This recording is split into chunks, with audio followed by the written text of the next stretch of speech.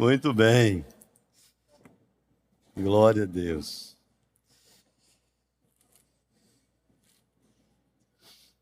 Vamos lá. Ano da experiência que nós esperamos viver no ano da experiência. Ontem, compartilhando algumas coisas na pré-conferência aí com os que estavam presentes, algo que é simples, mas é um fato. A experiência mais importante que um ser humano pode ter na sua vida é a experiência do novo nascimento. É conhecer Jesus. É ter um encontro com Deus. Não existe nenhuma outra experiência que possa se comparar a essa. Não existe. E depois da experiência com Jesus, o grande desafio é manter essa experiência, manter essa chama viva. Nunca permitir que isso apague dentro de nós. Porque por mais forte que seja uma experiência, se você não alimenta essa experiência, ela pode se perder. E isso pode acontecer na vida de qualquer pessoa.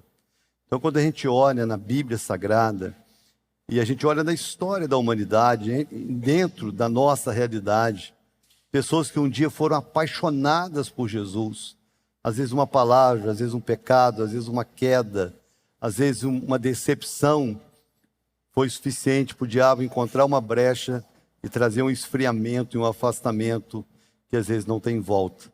Então, manter essa chama é um grande desafio. E o outro grande desafio é a gente não só viver uma grande experiência, mas sermos promovedores de experiência na vida dos outros. E eu queria compartilhar uma palavra que vai nos ensinar, nos despertar a respeito dessa verdade. Eu queria convidar você a abrir a sua Bíblia comigo no Evangelho de Marcos, capítulo 2. Eu quero ler com você do versículo 1 ao versículo 12. Evangelho de Marcos. Evangelho de Marcos é o segundo evangelho. Se você abrir no Novo Testamento, o primeiro evangelho é Mateus, o segundo é Marcos. Apesar de ser o segundo na sequência, é o primeiro que foi escrito. O Evangelho de Marcos foi o primeiro evangelho a ser escrito. Então vamos ler o capítulo 2, do verso 1 ao 12. Diz assim: Dias depois entrou Jesus de novo em Cafarnaum, e logo correu que ele estava em casa. Muitos afluíram para ali, tantos que nem mesmo junto à porta eles achavam lugar, e anunciava-lhes a palavra. Alguns foram ter com ele, conduzindo um paralítico, levado por 4 homens, e não podendo aproximar-se dele, por causa da multidão, descobriram o eirado no ponto correspondente ao que ele estava, e fazendo uma abertura, baixaram o leito em que jazia o doente.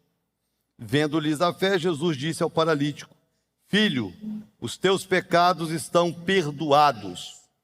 Mas alguns dos escribas estavam assentados ali e arrazoavam em seu coração: por que fala ele deste modo? Isto é blasfêmia. Quem pode perdoar pecados, senão um que é Deus? E Jesus, percebendo logo por seu espírito que eles assim arrazoavam, disse-lhes: por que arrazoais sobre estas coisas em vosso coração? Qual é mais fácil? Dizer ao paralítico: estão perdoados os teus pecados? Ou dizer: levanta-te, toma o teu leito e anda?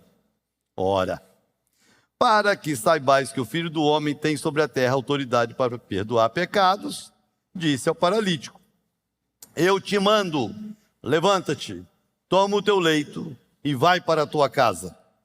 Então, ele se levantou e no mesmo instante, tomando o leito, retirou-se à vista de todos, a ponto de se admirarem todos e darem glória a Deus, dizendo: jamais vimos coisa assim. Glória a Deus. Pai, obrigado por essa noite, pela tua presença neste lugar e por essa liberdade nesse ambiente de poder te oferecer um culto de louvor, de adoração, de exaltação, mas também poder parar, sentar e ouvir a tua palavra, ser ministrado pelo teu Espírito através da tua palavra, ser alimentado, ser consolado, exortado, edificado através da tua palavra. E de coração aberto, nós te pedimos o nome de Jesus. Fala conosco essa noite. Amém. Amém ou não amém? Eu tenho uma frase assim que às vezes eu falo brincando, mas ela é uma frase muito séria. Eu sempre digo que coisa boa é ter amigo. E de fato, irmãos, coisa boa é ter amigo. Coisa boa é você saber que no momento de conquista você tem alguém que vai celebrar com você, ou no momento de dor, de luta ou de necessidade, você tem para quem ligar, a quem pedir socorro, e você sabe que vai ter socorro, porque amigo é amigo em todas as horas, né? Mas tão importante como ter amigos é ser amigo. É ser a pessoa que atende. É ser a pessoa presente quando o outro precisa. É ser a pessoa que vibra quando o outro conquista. Então, tão importante como ter amigo é ser amigo de alguém. E é isso que o texto vai falar para a gente. Esse texto é um texto extraordinário, fantástico. Ele acontece numa cena assim muito comum para Jesus, que foi em Cafarnaum. Cafarnaum era uma das cidades à margem do Mar da Galileia. Então a Galileia é uma grande região que recebe esse nome, o Mar da Galileia, que é um grande lago de água doce. E as cidades, né, que ficam à margem do Mar da Galileia. Então tem lá Tiberíades, tem Cafarnaum, tem outras, Magdala, enfim, outras aldeias e cidades que ficam à margem ali. E Jesus, a maior parte do seu ministério, Jesus viveu em Cafarnaum. Nós sabemos, né, que ele nasce em Belém, ele cresce em Nazaré, mas ele vai desenvolver o seu ministério em Cafarnaum, na Galileia. Era uma questão estratégica, nós não vamos falar sobre isso, mas como era um eixo, a Galileia, para você ter noção, só a nível de curiosidade, a Galileia era como se fosse a cidade de Campos, porque Campos é um eixo, né? Todo mundo do sul para ir para o norte tem que passar aqui. Todo mundo daqui para ir para qualquer região, para ir para Minas, tem que passar aqui. Campos é um eixo. Então, se Jesus fosse morar em algum lugar do Rio de Janeiro, Jesus moraria em Campos. Por quê? Porque tudo que acontece aqui espalha. Você imagina que todos os trabalhadores, turistas, vendedores, viajantes, todas as pessoas passavam por Cafarnaum. Então era uma estratégia, porque as pessoas passavam por ali e ficavam sabendo, tem um profeta aqui que cura, que liberta, que faz isso, que faz aquilo. Então as pessoas passavam, ficavam ouvindo o noticiário da cidade e levavam esse noticiário para onde eles iam morar. Então era comum, por isso que às vezes você lê na Bíblia, Jesus chegou em Tiro, Jesus chegou em tal lugar, e as pessoas lá desse lugar sabiam dele, porque alguém passou por Cafarnaum, ficou sabendo do que Jesus fazia, levou a notícia, quando Jesus chegava as pessoas já sabiam quem era Jesus. Então era uma questão estratégica, né? Então Jesus morava ali, a casa dele ali, o texto mostra, e como comum, Jesus, aonde estava, multidões iam, né? Então Jesus está em casa, eu fico imaginando uma grande célula, né? Porque não era uma reunião numa sinagoga, quantas vezes Jesus ministrou em sinagogas, não era uma reunião no templo, né? Jesus fez milagres no templo, Jesus operou no templo, não, era uma célula, Jesus estava em casa, e uma multidão encheu a casa, a ponto de não ter lugar, as pessoas não conseguiam chegar na porta da casa de tanta gente. Aí o texto diz que 4 amigos, 4 pessoas, 4 homens, resolvem levar um amigo coxo, num leito, numa maca, para ter uma experiência com Jesus. É essa a história. E a pergunta que eu fiz, quando eu li esse texto, o que moveu o coração desses 4 homens para eles fazerem o que eles fizeram? O que moveu o coração desses 4 amigos para conduzir aquele amigo que tinha aquela necessidade física, que era muito mais que física, né? Porque ele era um paralítico, mas com certeza, né? A gente sabe o quanto que uma doença às vezes traz tantos traumas em tantas outras áreas, o quanto que uma limitação traz tantas outras limitações atrás. Então, o que moveu o coração desses 4 amigos para conduzir esse homem até Jesus, para que ele tivesse uma experiência com Jesus?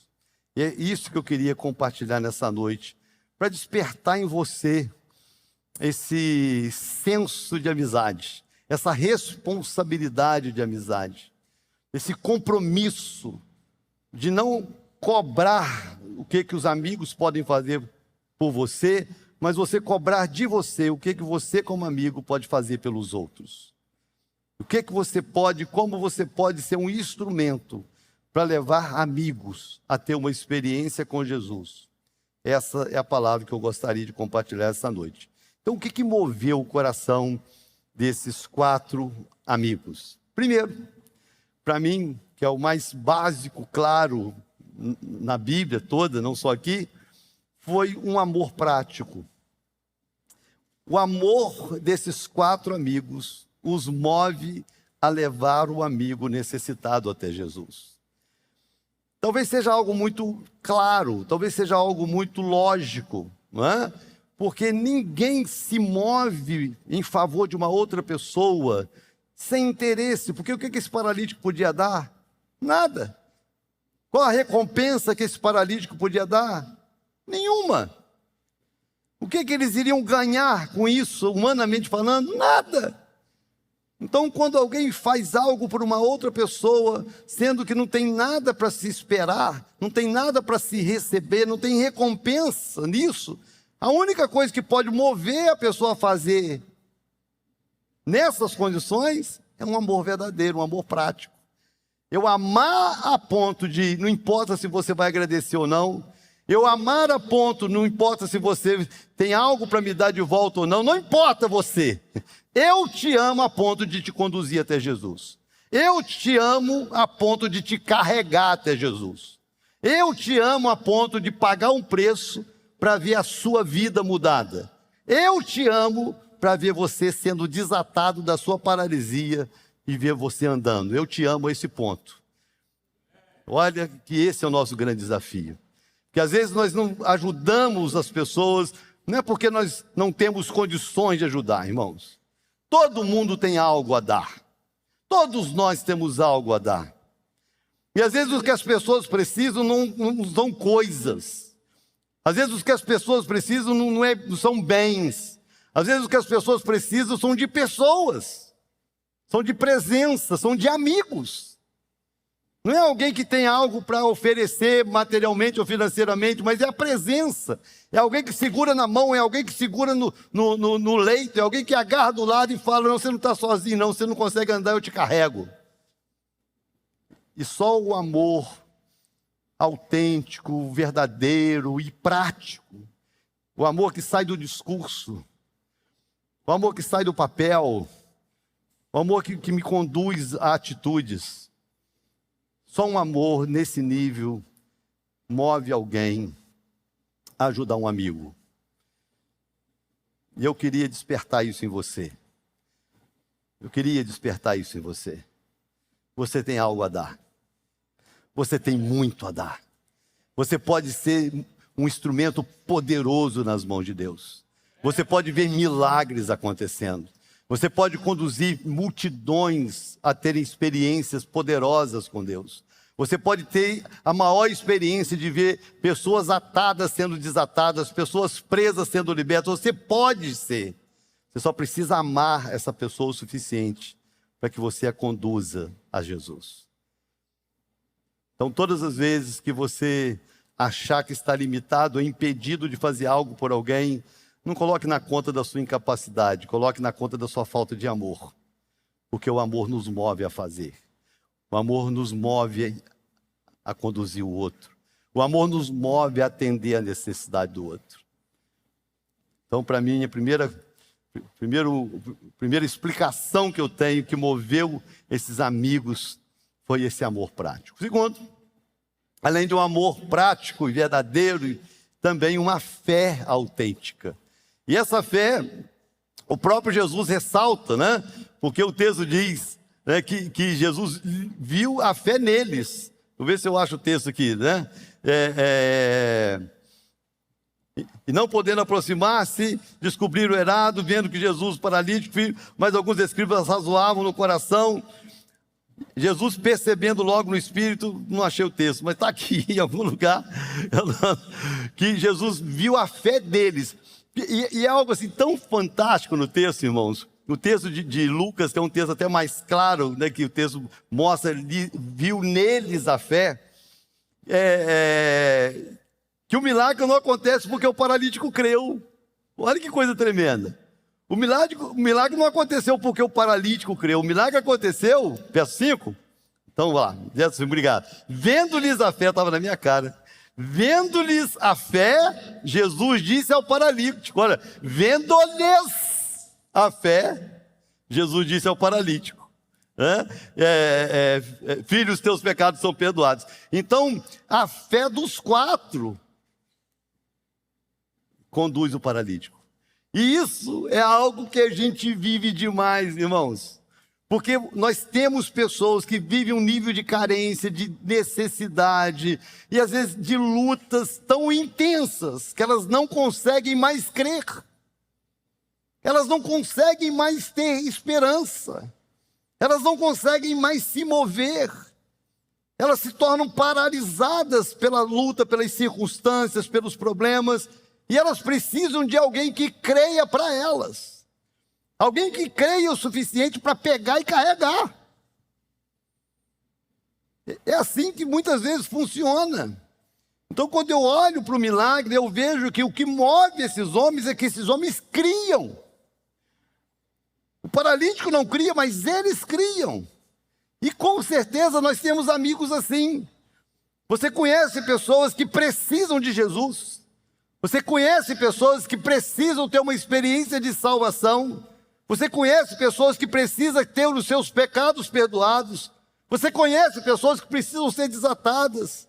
E às vezes você fica intimidado de falar de Jesus para essas pessoas, porque elas se revelam tão incrédulas, tão questionadoras, tão cheias de dúvidas, que você acha que não tem jeito, elas não creem. Aí que é o grande desafio de um amigo. Você crê por ela. Você crê a ponto de conduzir, mesmo contra a vontade dela. Você crê a ponto de conduzir mesmo na incredulidade dela. Mesmo na frieza dela. Você se mover por fé em favor de alguém. Porque nós não temos dificuldade de crer para viver milagres, não é verdade? Quando é para nós não temos dificuldade de crer, né? Nós não temos dificuldade de crer que o Senhor é o meu pastor, nada me faltará. Nós não temos dificuldade de crer que eu vou orar e Jesus vai me curar e vai ouvir a minha oração. Mas o grande desafio da amizade é você crer em favor do outro. É você crer na fraqueza do outro. É você crer nas limitações do outro. É você crer por ele. Tem alguns milagres na Bíblia, irmãos, que são inexplicáveis. Na verdade, todo milagre é inexplicável, né? Mas a forma com que Deus fez, né? Porque muitos milagres você vai ver Jesus dizendo, Jesus viu a fé e curou. Você vai ver Pedro curando, e a Bíblia diz, Pedro viu que ele tinha fé para ser curado, orou e curou. Mas aonde estava a fé de Lázaro, morto há 4 dias? Ele não podia crer, estava morto. Um amigo tinha que crer por ele. Você precisa crer por aqueles que estão mortos. Você precisa crer por aqueles que estão paralisados. Os seus amigos voltarem a viver depende do quanto você é capaz de crer que Deus é capaz de fazer na vida deles, o que nem eles creem. O que move a vida desses homens em conduzir aquele amigo no leito é que eles criam. Nós somos desafiados a crer. Deus pode usar a minha vida para libertar o outro. Deus pode usar a minha vida para salvar o outro. Deus pode usar a minha vida para curar o outro. Deus pode usar a minha vida para conduzir o outro na presença de Deus a ter uma experiência com Deus. Se eu quero ser essa pessoa que promove experiência na vida do outro, eu preciso me mover em fé em favor do outro. Alguém para falar um amém aí? Amém. Graças a Deus. Terceiro, para mim, fator que move a vida desses 4 homens foi a unidade de espírito dos 4. Eu fiquei pensando, né, na cena, porque não era uma cadeira de rodas, né? Uma cadeira de rodas uma pessoa empurra. Era uma maca. E maca tem que andar em sintonia. São 4 lados, 4 pontas, cada um segura numa ponta e carrega-se a maca. Tem alguns vídeos engraçados na internet, né?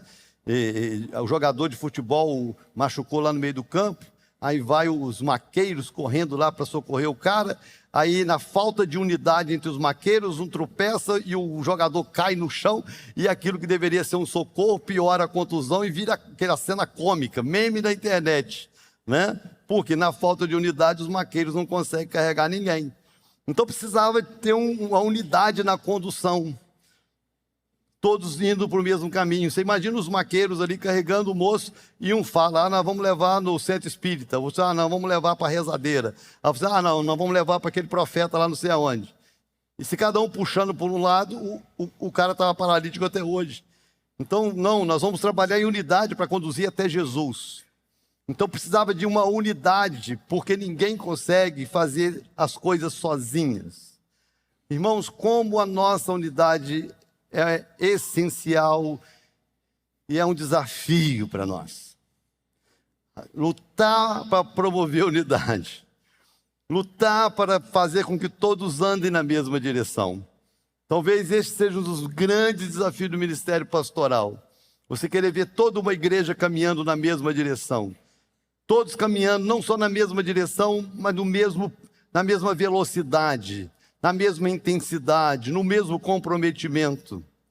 A gente vê Jesus lutando por isso entre os discípulos, porque vez por outra ele vinha um e outro distraído. Unidade é algo muito mais desafiador do que a gente possa imaginar, porque às vezes você se sente como, eu estou unido porque eu estou presente.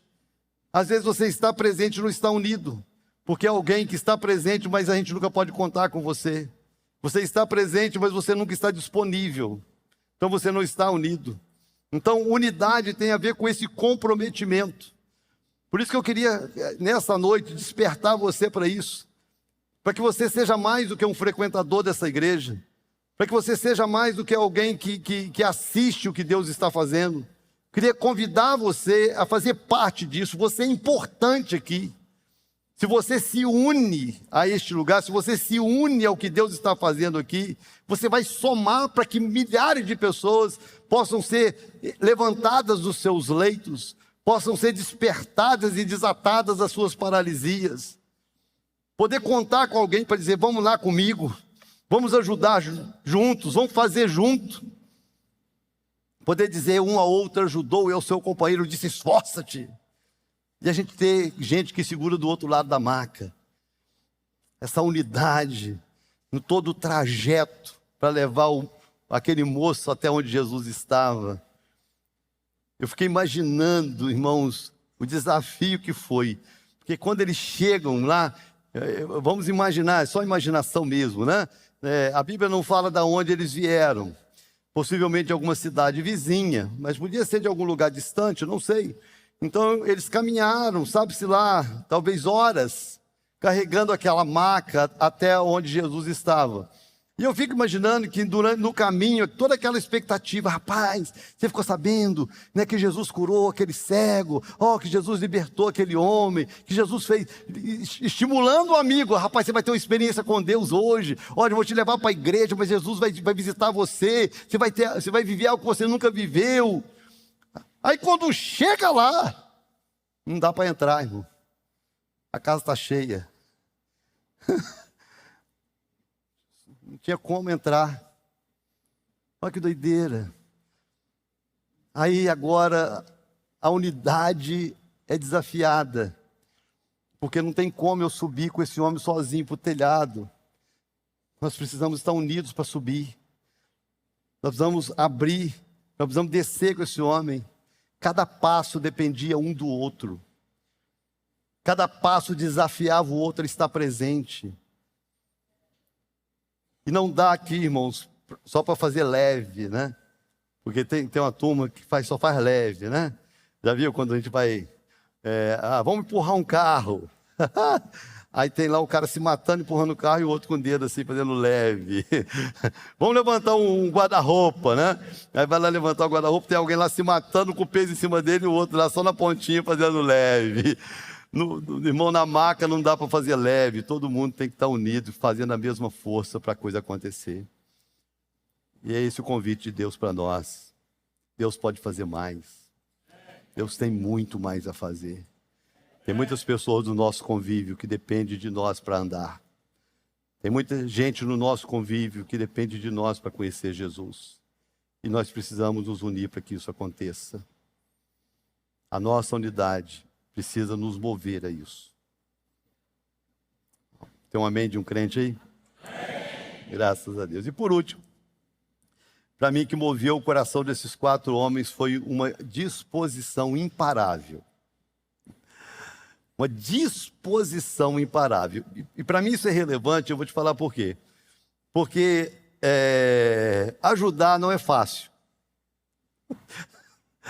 Ai, Jesus, como é difícil ajudar. Não é verdade, irmão? Quantas vezes você já tentou ajudar alguém e a pessoa não ajudou a ser ajudada? Irmãos, é um desafio. E o que a gente faz? Você tenta ajudar, tenta uma vez, tenta 2, tenta 3, a pessoa não se ajuda, o que você faz? Desiste. Se nem ele quer, eu vou ficar perdendo o meu tempo? Esses homens foram melhores do que nós, irmãos. A disposição deles era imparável. Nem o peso do amigo, nem o obstáculo da multidão na porta, nem a altura da casa, nem o telhado que precisava ser tirado, nem baixar o amigo até o lugar. Nenhum obstáculo foi maior do que a disposição deles. Eles não pararam no primeiro obstáculo. Eles não pararam no segundo obstáculo. Eles não pararam no terceiro obstáculo. Na verdade, o que eu vejo aqui, irmãos, é que eles usaram os obstáculos para valorizar a experiência.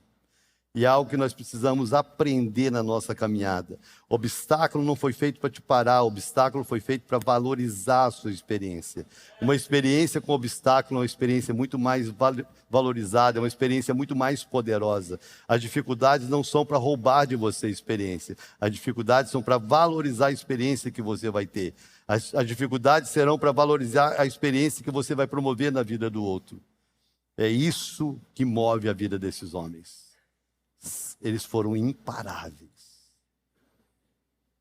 Nada pode me deter. Nada. Eu propus no coração, eu vou te ajudar. Eu propus no meu coração, eu vou levar você até Jesus. Eu propus no meu coração que você vai ter uma experiência de salvação. Eu propus no meu coração que enquanto Deus não mudar a sua vida, eu não sossego. Enquanto Deus não mudar na sua vida, eu não paro de orar por você, de interceder por você, de trabalhar por você e de ser imparável até que isso aconteça. Tem gente que depende disso. Tem gente que é fácil. Tem gente que é difícil. Mas não tem a ver com a pessoa. Tem a ver com a nossa disposição em sermos imparáveis. Não desista. Eu não sei você, mas eu dei muito trabalho para eu me converter. Eu dei muito trabalho. Eu sempre assim fico pensando nos vizinhos evangélicos que nós tínhamos e o trabalho que eu dei, porque eu fui uma criança assim extremamente ativa. Eu fui um adolescente, irmãos. Eu fui um adolescente intenso, perturbado. Eu vou contar um brinquedo que eu gostava de fazer. Aí eu vou escandalizar um monte de gente, contar não. Ah, minha mulher não está aqui não, posso contar. Vamos embora. Férias, irmãos. Férias. Qual era... hoje não podia fazer isso, pode ser algum. Qual era o lazer das férias? Né? Interior da cidade, eu morava em Itaperuna, né? Num bairro. Na minha época era um bairro tranquilo, né? Não tinha a violência que tem hoje, nada. Então, qual era o lazer das férias? A gente pegava e comprava cabeça de negro, aquelas bombas dessa grossura assim, pegava cabeça de negro, como uma só fazia pouco barulho, para quem conhece cabeça de negro, a gente amarrava assim umas 5 cabeças de negro, fazia um pavio com cordinha com vela, e marcava assim, demora 5 minutos para estourar, mais ou menos. A gente marcava mais ou menos pelo tamanho do pavio. E nós saímos, irmãos, de madrugada. A gente pulava o portão da casa da pessoa. Ia lá na janela do quarto, acendia.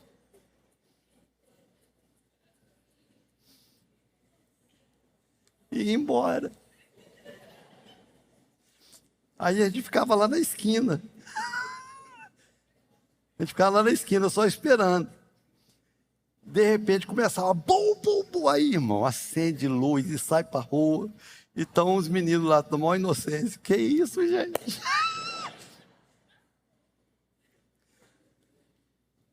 Você imagina o quanto que os meus vizinhos oraram para eu me converter. Jesus, salva essa peste. Salva a 11ª praga do Egito.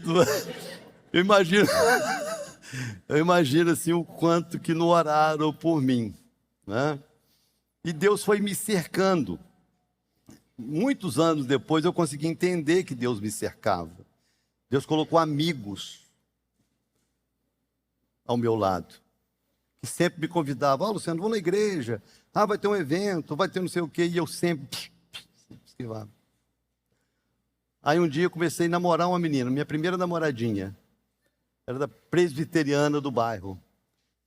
Luciano, papai, né, para papai deixar a gente namorar, vão lá na igreja. Foi a primeira vez que eu entrei na igreja. Quando chegou na hora do apelo, irmãos, eu saí correndo, fiz maior vergonha. Saí correndo, eu era adolescente, sem juízo nenhum. E eu fui vendo Deus me cercando. Eu lembro assim, na Marinha, tinha um sargento, pastor, tinha um amigo que era crente na Marinha. Gente, foi o menino que mais sofreu na mão da gente, porque o menino era crente. Ele não gostava de tomar banho perto da gente, não sei se era o problema da igreja, lá tinha algum sei lá, o que tinha na cabeça. Nós pegamos esse menino de madrugada, ficava frio, quase que dava gelo em cima da água, e enfiamos esse menino dentro de um tanque gelado. Deus colocando gente para me salvar e eu querendo matar o Salvador. E Deus não desistiu de mim. Deus foi me cercando, até chegar num ponto que eu não tinha outra saída a não ser me entregar para Ele. Eu dei muito trabalho para eu me converter. Eu sei que tem muita gente aqui que viveu isso também. Você não foi fácil. Você foi questionador. Você falou mal de igreja, igual eu falei. Você falou mal de pastores, como eu falei. Eu tinha um amigo que o pai era pastor. Eu chamava de ladrão, de tudo, assim. Aí eu acho que Deus falou assim, vou me vingar, vou fazer você pastor, para o povo chamar você de ladrão também. Então eu fui muito trabalhoso, mas Deus não desistiu de mim. E eu queria convidar você a viver isso. A ser um promovedor de experiência. A ser um agente de salvação. A ser um instrumento nas mãos de Deus. A se mover em amor. Se mover em fé. Se mover em unidade com outros irmãos, se mover em disposição, numa disposição tal que nada te pare. Porque tem pessoas que dependem de nós para entrar na eternidade. E Deus pode usar você. Posso ouvir um amém de verdade? Eu queria fazer 2 orações hoje à noite. Vamos ficar de pé que eu vou fazer as orações.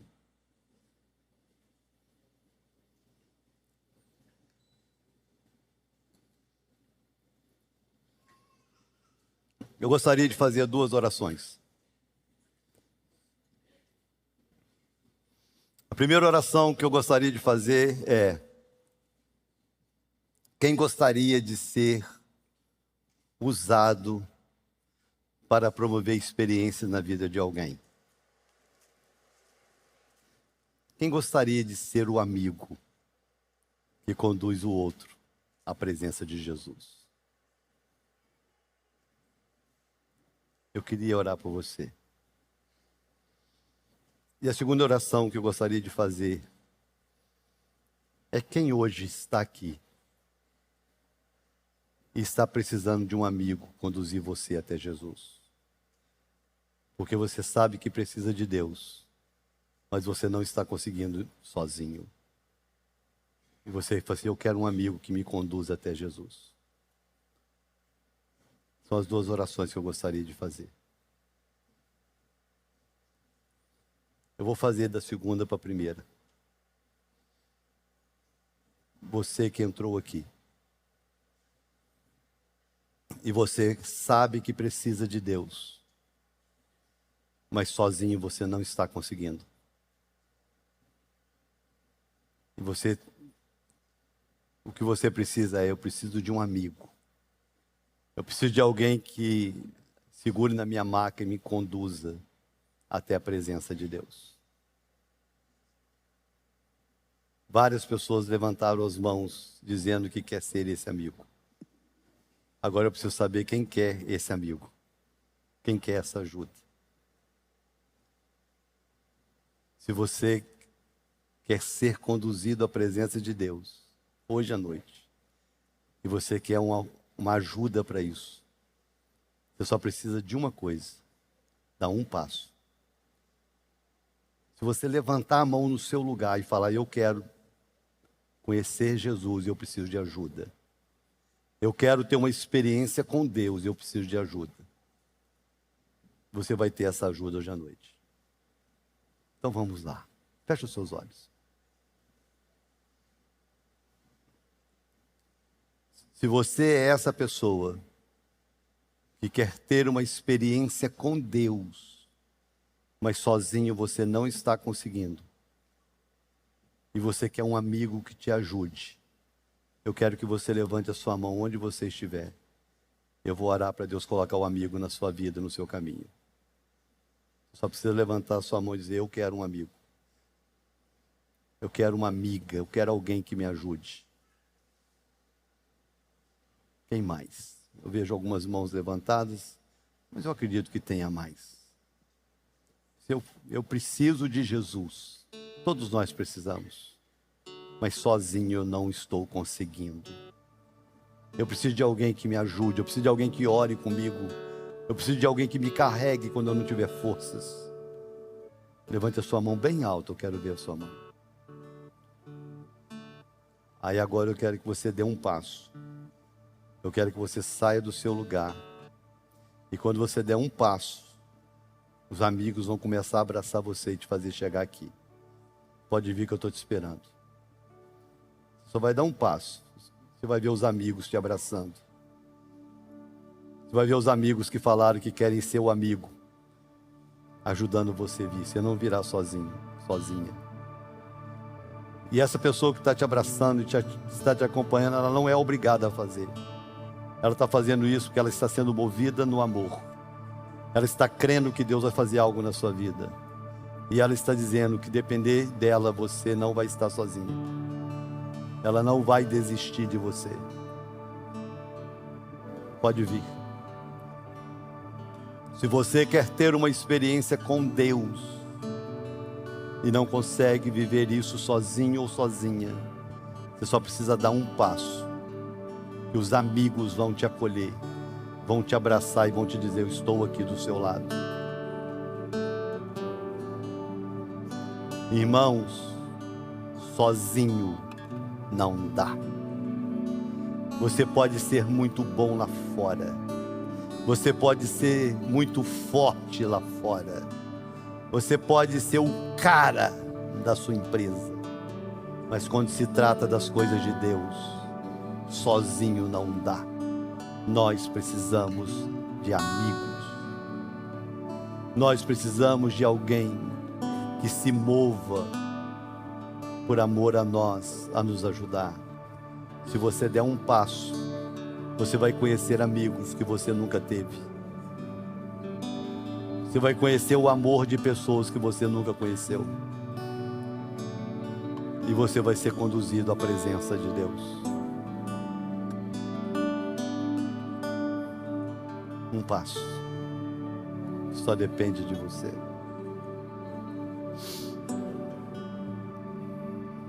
Eu vou orar por essas pessoas que estão aqui na frente. E vou orar por todos aqueles que levantaram ou não levantaram as mãos, dizendo: eu quero ser um amigo que ajuda. Eu quero ser um amigo que me move em favor do outro. Eu vou também orar por você. Eu queria então que toda a igreja orasse comigo. E se você ainda quer ser a pessoa que vai ser carregada e ajudada por alguém, enquanto eu oro, você ainda pode sair do seu lugar e vir à frente. E você pode ter certeza que mesmo durante a oração, quando você sair do seu lugar e vier, os amigos vão surgir no seu caminho e vão ajudar você a chegar. Nós não estamos sozinhos. Vamos orar. Pai, obrigado por essa noite e pela tua presença neste lugar. Obrigado pela obra que Jesus fez na cruz por nós, para perdoar os nossos pecados e nos dar a vida eterna. E eu te agradeço, meu Deus, pela vida das pessoas que esta noite entenderam essa palavra e que estão dando uma resposta diante dessa igreja. Eu te agradeço porque elas não estão sozinhas, porque amigos se moveram em favor delas, amigos se moveram em fé, em amor em favor delas. Amigos estão aqui unidos dizendo: você não está sozinho, você não está sozinha nessa caminhada. Pode contar com a gente, nós estamos juntos. Obrigado. Eu te peço, meu Deus, que o Senhor cumpra a tua palavra na vida dessas pessoas, que o Senhor realize na vida delas o maior milagre que uma pessoa pode experimentar. Porque o maior milagre na vida daquele paralítico não foi sair andando daquela casa, foi ter os seus pecados perdoados. E eu oro para que o Senhor venha perdoar os pecados dessas pessoas. O Senhor venha escrever o nome delas no livro da vida, que elas nasçam de novo, que elas se tornem novas criaturas, filhos e filhas do Senhor, acolhidas, meu Deus, numa família. Nós recebemos essas pessoas e as abençoamos. E eu oro, meu Deus, por toda essa igreja. Eu oro por um despertamento espiritual dessa igreja. Eu oro por um despertamento de amor nessa igreja. Eu oro por um despertamento de amizades nessa igreja.